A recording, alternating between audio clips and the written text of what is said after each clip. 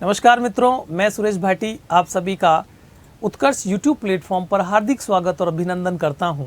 आज के इस वीडियो में हम लोग चर्चा कर रहे हैं भारत के राष्ट्रपति चुनाव 2022 की। हम भारत के राष्ट्रपति चुनाव 2022 पर चर्चा करेंगे। इससे पूर्व मैं आपको इसमें बताऊंगा कि राष्ट्रपति का चुनाव होता किस प्रकार से है, चुनाव की कौन सी प्रक्रिया को अपनाया जाता है।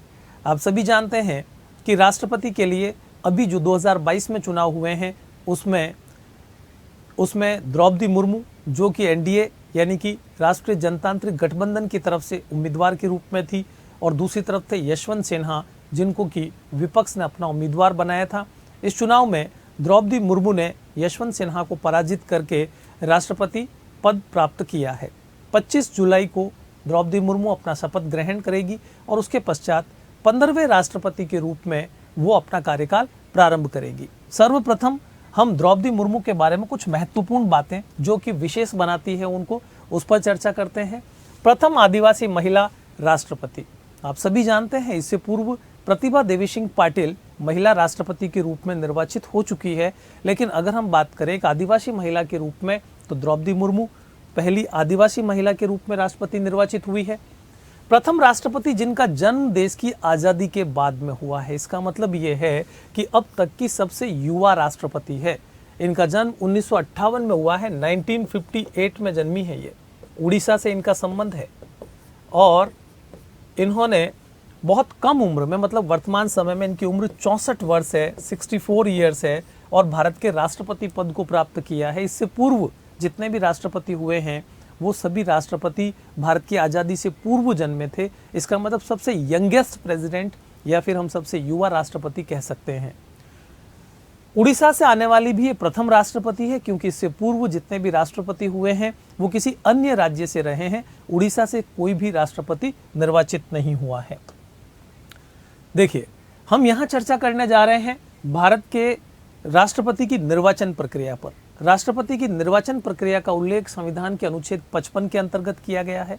और हमारा अनुच्छेद 55 राष्ट्रपति चुनाव के बारे में क्या कहता है। सबसे पहले, आनुपातिक प्रतिनिधित्व प्रणाली की एकल संक्रमणीय मत पद्धति के द्वारा चुनाव किया जाता है। हम सभी जानते हैं कि राष्ट्रपति का चुनाव अप्रत्यक्ष रूप से होता है। कैसे होता है? अप्रत्यक्ष रूप से होता है, इनडायरेक्ट, जिसमें जनता का डायरेक्ट कोई इन्वॉल्वमेंट नहीं होता है। वोटर्स जनता नहीं होती है, बल्कि जनता के प्रतिनिधि इसमें भाग लेते हैं, और इसके अंतर्गत आनुपातिक प्रतिनिधित्व प्रणाली को अपनाया जाता है। आनुपातिक प्रतिनिधित्व प्रणाली और सबसे ज्यादा मत लाएगा विजेता होगा, ये दो प्रकार की प्रतिनिधित्व की प्रणालियां हैं। हम देखते हैं कि लोकसभा, विधानसभा और स्थानीय स्तर के जो चुनाव होते हैं वो FPTP प्रणाली के माध्यम से होते हैं, अर्थात जो सबसे अधिक वोट लाएगा वो विजेता होगा। लेकिन आनुपातिक प्रतिनिधित्व प्रणाली के माध्यम से राष्ट्रपति, उपराष्ट्रपति, राज्यसभा और राज्यों की विधान परिषदों के चुनाव संपन्न करवाए जाते हैं। इस प्रणाली को भारत में उन चुनावों में अपनाया जाता है जहां जनता डायरेक्ट चुनाव में भाग नहीं लेती है, बल्कि जनता के प्रतिनिधि चुनाव में भाग लेते हैं। आप यहाँ पर देख सकते हैं कि इसके लिए एक निर्वाचक मंडल बनाया जाता है, यानी कि कौन कौन राष्ट्रपति के चुनाव में भाग लेंगे, हम उसको निर्वाचक मंडल कहते हैं। आप देख सकते हैं इसमें राज्यसभा और लोकसभा के निर्वाचित सदस्य भाग लेते हैं। कौन भाग लेते हैं? राज्यसभा और लोकसभा के निर्वाचित सदस्य भाग लेते हैं। निर्वाचित सदस्यों का मतलब ये हुआ कि लोकसभा में 543 निर्वाचित सदस्य है और राज्यसभा में 233 निर्वाचित सदस्य हैं। राज्यसभा में 12 सदस्य जो कि मनोनीत होते हैं राष्ट्रपति के द्वारा, और लोकसभा में 2 सदस्य जो कि एंग्लो इंडियन कम्युनिटी से आते हैं, राष्ट्रपति द्वारा मनोनीत होते हैं। इन सदस्यों को इस चुनाव प्रक्रिया में भाग लेने का अधिकार नहीं है। जो निर्वाचित है केवल वे ही भाग लेंगे। कौन कौन से राज्य राष्ट्रपति के निर्वाचन में भाग लेते हैं? क्योंकि भारत में राज्य भी है और केंद्र शासित प्रदेश भी है, तो आप देखेंगे 28 राज्य, अर्थात 28 राज्यों की विधानसभाओं के निर्वाचित सदस्य इसमें भाग लेंगे। इसके अलावा 2 ऐसे केंद्र शासित प्रदेश हैं, यूनियन टेरिटरीज हैं, दिल्ली और पुदुचेरी, इनकी भी विधानसभाएं हैं।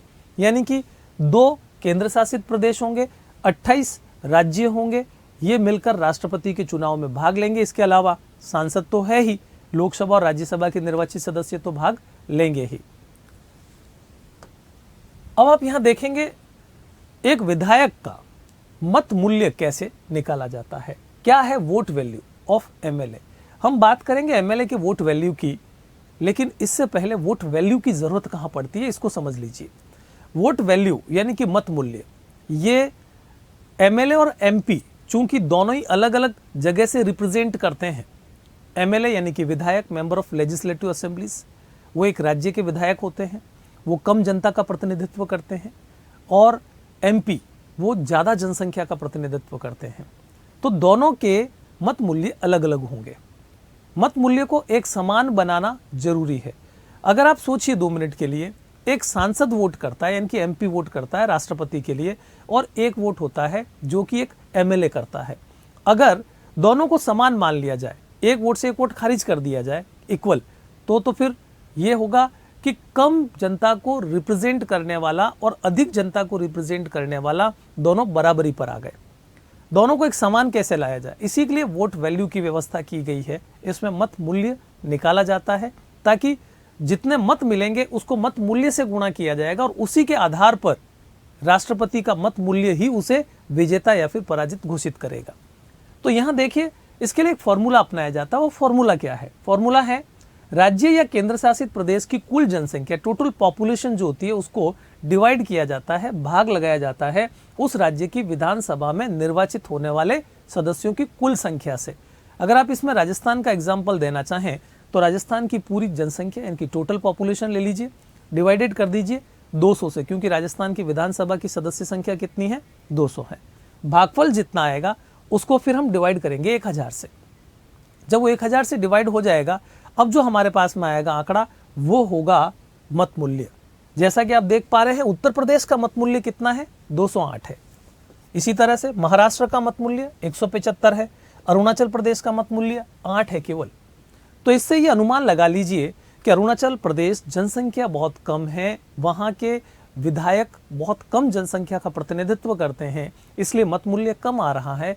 यूपी यानी कि उत्तर प्रदेश भारत का वो राज्य है जहां पॉपुलेशन सबसे ज्यादा है, और इसलिए यूपी का एक एमएलए ज्यादा लोगों को रिप्रेजेंट करता है और उसका मत मूल्य भी ज्यादा आ रहा है, 208 मत मूल्य आ रहा है। अब ये तो हुई बात एक विधायक का मत मूल्य निकालने की। फिर हम बात करते हैं एमपी, मेंबर ऑफ पार्लियामेंट जो होता है, उसका भी मत मूल्य निकाला जाता है। उसके लिए कौन सा फॉर्मूला काम में लिया जाता है? तो ये फॉर्मूला होगा राज्य के निर्वाचित विधायकों के वैध मतों का कुल मत मूल्य। पहले हमने सभी राज्यों के विधायकों का मत मूल्य निकाल लिया, अभी जो फॉर्मूला देखा था उसके आधार पर। अब इस मत मूल्य को हम क्या करेंगे? टोटल कर देंगे, कुल वैध मत जो होंगे हम उन सबको जोड़ देंगे मत मूल्य को, उसको डिवाइड किया जाएगा निर्वाचित सांसदों की कुल संख्या से। अब निर्वाचित सांसदों की कुल संख्या का मतलब यह हुआ कि लोकसभा के निर्वाचित और राज्यसभा के निर्वाचित सांसद, लोकसभा से 543 निर्वाचित सांसद, राज्यसभा से 233 निर्वाचित, दोनों को जोड़ लीजिए, फिर भाग लगा दीजिए। डिवाइड करने पर जो आंकड़ा हमारे पास में आएगा वो कहलाएगा एक सांसद का मत मूल्य, यानी कि एक एमपी का मत मूल्य। और वर्तमान समय में एमपी का मत मूल्य कितना देख पा रहे हैं आप? 708 एमपी का मत मूल्य आया है, जबकि अभी आपने विधायक का देखा था कि यूपी से 208 आ रहा है। तो फर्क आपके सामने है कि एक विधायक का मत मूल्य कम है, एक सांसद का मत मूल्य ज्यादा है। और यही कारण है राष्ट्रपति चुनाव के लिए मत मूल्य निकालना, ताकि सभी के वोट जो है उनकी वैल्यू को काम में लिया जाए। अब हम बात करेंगे मत कोटा। क्या है मत कोटा? राष्ट्रपति का चुनाव जब किया जाता है, आनुपातिक प्रतिनिधित्व प्रणाली की एकल संक्रमणीय मत पद्धति के माध्यम से किया जाता है। इस पद्धति में एक न्यूनतम संख्या निर्धारित की जाती है। क्या किया जाता है? न्यूनतम संख्या निर्धारित की जाती है। न्यूनतम संख्या, न्यूनतम संख्या का मतलब यह है कि कम से कम इतने वोट तो लाने ही होंगे, तब वो राष्ट्रपति निर्वाचित माना जाएगा। इसके लिए एक फॉर्मूला है, और वो फॉर्मूला है कुल वैध मत डिवाइडेड बाय 1+1, और जो आता है उसके साथ +1 कर दीजिए। इसका मीनिंग क्या है? कुल वैध मत जितने मिल जाएंगे उन सबको ऊपर रख दीजिए, भाग लगा दीजिए 1 + 1 का। 1 का मतलब है ये एक सीट है राष्ट्रपति की, यानी कि हमें उस सीट से एक राष्ट्रपति का निर्वाचन करना है। उसके साथ जब हम +1 करेंगे तो फिर ये टोटल जो आएगा उसका आधा हो जाएगा, और आधे में हम 1 जोड़ देंगे तो वो हो जाएगा आधे से अधिक। तो इसका मतलब ये हुआ कि न्यूनतम मत संख्या जो हम निकालेंगे वो कैसी होगी, आधे से अधिक मत प्राप्त करने होंगे राष्ट्रपति निर्वाचित होने के लिए। यहां जब काउंटिंग की जाती है, मतगणना की जाती है, तो मतगणना के दौरान जो राष्ट्रपति जो एक मत कोटे के आधार पर न्यूनतम संख्या निकली है, उस संख्या को अगर प्राप्त कर लेता है तो निर्वाचित माना जाएगा। अगर ऐसा नहीं हो पाता है तो प्रथम मतगणना के बाद दूसरी मतगणना की जाती है, और ऐसा एक बार भारतीय संवैधानिक इतिहास में हुआ है। यह हुआ है जब राष्ट्रपति चुनाव में एक तरफ वीवी गिरी थे और दूसरी तरफ एनएस रेड्डी थे, नीलम संजीव रेड्डी, और ये चुनाव था 1969 का राष्ट्रपति का चुनाव। उस समय वीवी गिरी और एनएस रेड्डी के बीच में बहुत कड़ी टक्कर थी। इस कारण से प्रथम मतगणना में दोनों में से कोई भी उम्मीदवार जो न्यूनतम कोटा था उसको पार नहीं कर पाया। फिर सेकंड मतगणना शुरू होती है। जब दूसरी मतगणना शुरू होती है तो जो सबसे पीछे उम्मीदवार है, जिसको सबसे कम मत मिले हैं, उसको बाहर कर दिया जाता है और उनके जो दूसरी वरीयता के मत होते हैं उनको जोड़ दिया जाता है, जो फर्स्ट और सेकंड नंबर पर चल रहे हैं उनके साथ में। अब इनकी प्रथम वरीयता और दूसरी वरीयता के आधार पर वापस काउंटिंग होती है, और ऐसी काउंटिंग में कोई ना कोई एक उम्मीदवार निश्चित रूप से उस मत कोटे को प्राप्त कर लेता है। बाकी सामान्यतया इलेक्शन में ऐसा होता है कि प्रथम मतगणना में ही न्यूनतम कोटा एक राष्ट्रपति उम्मीदवार के द्वारा प्राप्त कर लिया जाता है। अब आगे हम बात करते हैं निर्वाचक मंडल किसके लिए, 2022 के लिए। ये जो हम निर्वाचक मंडल देख रहे हैं, ये हम देख रहे हैं 2022 के जो इलेक्शन हुए हैं, राष्ट्रपति के चुनाव हुए हैं, हम उसकी बात कर रहे हैं। इलेक्टोरल कॉलेज जो है उसमें कौन कौन है, कितने लोग हैं। अब देखिए सांसद यानी कि एमपी, वो तो है 776। अभी थोड़ी देर पहले हम चर्चा कर ही रहे थे, 543 और 233 को जोड़ दीजिए, यानी कि सांसद कितने वोट करेंगे, 776 सांसद वोट करेंगे, जबकि विधायक एमएलए 4033 विधायक वोट करेंगे। इसमें एक बात विशेष ध्यान रखनी है, जम्मू कश्मीर से जो 90 विधायक आते हैं वो इस बार के राष्ट्रपति चुनाव में शामिल नहीं हो सकते, क्योंकि अभी जम्मू कश्मीर के अंदर राष्ट्रपति शासन है, वहां की विधानसभा भंग है। यहां अभी क्या है, राष्ट्रपति शासन है, वहां की विधानसभा भंग है। ऐसी स्थिति में जम्मू कश्मीर को छोड़कर बाकी सांसद और विधायक इसमें वोट कास्ट करेंगे। अब यहां हम देख रहे हैं जो राष्ट्रीय जनतांत्रिक गठबंधन है, जिसकी उम्मीदवार द्रौपदी मुर्मू है, उनकी ताकत क्या है, उनकी स्ट्रेंथ क्या है। तो आप यहां पर स्ट्रेंथ को देखने के लिए समझिए कुछ इस तरह से कि लोकसभा में अगर हम बात करें मतों की संख्या की, तो टोटल 543 लोकसभा की सीट होती है, उसमें से 348 बीजेपी व उसका जो गठबंधन है एनडीए जिसको कह रहे हैं हम, उनकी सीटें हैं। और जब उनके पास 543 में से 348 संख्या है तो उनके पास मत प्रतिशत कितना बना, 64, और उनके मतों का मूल्य जो है उसका प्रतिशत कितना है, 62% है। फिर हम बात करेंगे राज्यसभा से, ये तो लोकसभा की बात की है। राज्यसभा में एनडीए के कितने सांसद हैं, 113, कितने में से, 233 में से। इस आधार पर इनका मत प्रतिशत कितना होगा, 48%, यानी कि 48%। मत मूल्य प्रतिशत कितना है, मत मूल्य 46%। फिर हम बात करते हैं राज्यों की विधानसभाओं से जो विधायक वोट कास्ट करेंगे, वो देखिए 1768 टोटल 4123 में से 43% इनका मत प्रतिशत है और मत मूल्य प्रतिशत 40% है। तीनों ही आंकड़े हमारे सामने हैं। अब हम टोटल देख लेते हैं। अगर हम बात करें एनडीए जो मजबूत है, तो कितना मजबूत है, 2216 वोटर्स हैं इनके पास में 4797 में से, यानी कि 4797 में से 46% इनके पास में क्या है, मत प्रतिशत, और मत मूल्य प्रतिशत कितना है, 49%। इस आंकड़े को देख लीजिए, 49% मतलब आधे लगभग एनडीए के साथ में है। और यही कारण है कि एनडीए की तरफ से जिस उम्मीदवार को खड़ा किया जाएगा उसकी जीत लगभग तय है, क्योंकि बाकी जो बचे हुए हैं वो विपक्ष, और विपक्ष खुद बटा हुआ है। फिर भी आप एक चीज और देखिए, क्रॉस वोटिंग 17 सांसद और 126 विधायकों ने की, 17 सांसद यानी कि जो MP है, मेंबर ऑफ पार्लियामेंट है, जो कि NDA से संबंध नहीं रखते हैं, वो किसी विपक्षी पार्टी के हैं, फिर भी उन्होंने द्रौपदी मुर्मू के पक्ष में वोट कास्ट किया है। और 126 विधायक, अलग अलग राज्यों की विधानसभाओं से 126 विधायकों ने NDA के उम्मीदवार को वोट कास्ट किया है, यानी कि वो NDA के साथ दिखाई दिए हैं। कारण क्या है? इसका बहुत बड़ा रीजन है, ये जो विधायक और सांसद हैं, ये चाहकर के भी विपक्ष के साथ नहीं जा पाए, क्योंकि NDA की उम्मीदवार द्रौपदी मुर्मू को खड़ा किया गया, जो कि एक आदिवासी महिला है। और जहां जहां पर आदिवासी पॉपुलेशन ज्यादा है, वो अपनी आदिवासी पॉपुलेशन को अपने वोट बैंक के रूप में देखते हुए उनको खोना नहीं चाहते थे, इसलिए उनको मजबूरन किसके पक्ष में वोट कास्ट करना पड़ा? द्रौपदी मुर्मू के पक्ष में वोट कास्ट करना पड़ा। और यही कारण है कि द्रौपदी मुर्मू और यशवंत सिन्हा के बीच में जो टक्कर थी, उसमें द्रौपदी मुर्मू बहुत आगे निकल गई। और ये आप इन आंकड़ों से देख पाएंगे। आप देख सकते हैं द्रौपदी मुर्मू और सामने यशवंत सिन्हा है। द्रौपदी मुर्मू जो कि किस तरफ से आती है? NDA से।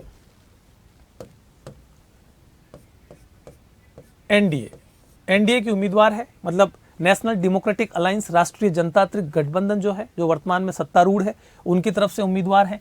जबकि यशवंत सिन्हा जो है, ये है संयुक्त विपक्ष से, संयुक्त विपक्ष जो कि एक साथ में हुआ है, सभी विपक्षी दलों ने हाथ मिलाया है और अपने उम्मीदवार के रूप में यशवंत सिन्हा को खड़ा किया। अब देखिए सांसदों का जो मत है, वो किसके खाते में कितना गया या किसके पक्ष में कितना गया। सबसे पहले आप यहां पर देख लीजिए, सांसदों के मत मूल्य में सांसदों का मत जो है, वो द्रौपदी मुर्मू को 540 सांसदों ने वोट कास्ट किया है। कितने सांसदों ने वोट कास्ट किया है? 540 ऐसे सांसद हैं जिन्होंने द्रौपदी मुर्मू को वोट दिए हैं, जबकि यशवंत सिन्हा को 208 सांसदों ने वोट दिए हैं। राज्यों के मत जो आए हैं, यानी कि विधायकों के मत, तो 2284 विधायकों ने द्रौपदी मुर्मू को वोट कास्ट किया है, जबकि 1669 ये वो विधायक हैं जिन्होंने कि यशवंत सिन्हा को वोट डाला है। कुल मत कितना मिला है? 2824 कुल मत आए हैं द्रौपदी मुर्मू के पक्ष में, जबकि 1877 यशवंत सिन्हा के पक्ष में आए हैं। अब सबसे मोस्ट इंपॉर्टेंट चीज जो है, वो आ जाती है मत मूल्य की। हमने स्टार्टिंग में देख लिया था कि मत कम और ज्यादा होंगे, लेकिन डिफरेंस जो डालता है, वो डालता है मत मूल्य।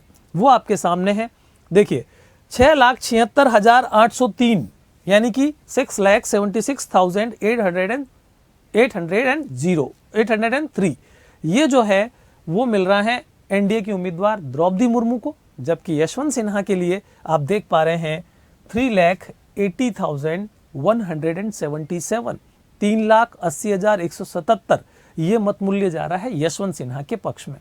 और दोनों के बीच में अगर हम परसेंटेज के आधार पर अंतर देखें तो बड़ा अंतर दिखाई देगा। ये आपको दिखाई दे रहा है 64.03%, और यहां आप देख पा रहे हैं यशवंत सिन्हा के लिए 35.97%। अब अगर आप दोनों के बीच जीत और हार का अंतर देखना चाहते हैं तो ये जीत और हार का अंतर है, देख सकते हैं आप 2,96,626 वोट किसके ज्यादा हैं? द्रौपदी मुर्मू के। ये अंतर है, यानी कि द्रौपदी मुर्मू ने जो पराजित किया है यशवंत सिन्हा को, वो 2,96,626 मतों से। इसका मतलब ये क्या है? ये मत मूल्य है, इसके आधार पर उन्होंने पराजित किया है। तो हमने इस वीडियो के अंदर चर्चा की है किस प्रकार से भारत के राष्ट्रपति का चुनाव होता है और 2022 का चुनाव किस प्रकार से संपन्न हुआ। हमारे नेक्स्ट वीडियो में हम चर्चा करेंगे श्रीलंका के नवनिर्वाचित राष्ट्रपति के बारे में। ये भी जानेंगे किस प्रकार से श्रीलंका में राष्ट्रपति का चुनाव किया जाता है। साथ ही साथ हम बातचीत करेंगे ब्रिटेन के प्राइम मिनिस्टर अभी जो बने हैं ऋषि सुनक, वो किस प्रकार से वहाँ के प्राइम मिनिस्टर बने हैं और वहाँ पर प्रधानमंत्री किस प्रकार से निर्वाचित होता है। तो हमारी मुलाकात होगी अगले वीडियो में। तब तक के लिए आप सभी स्वस्थ रहिए, मस्त रहिए। जय हिंद।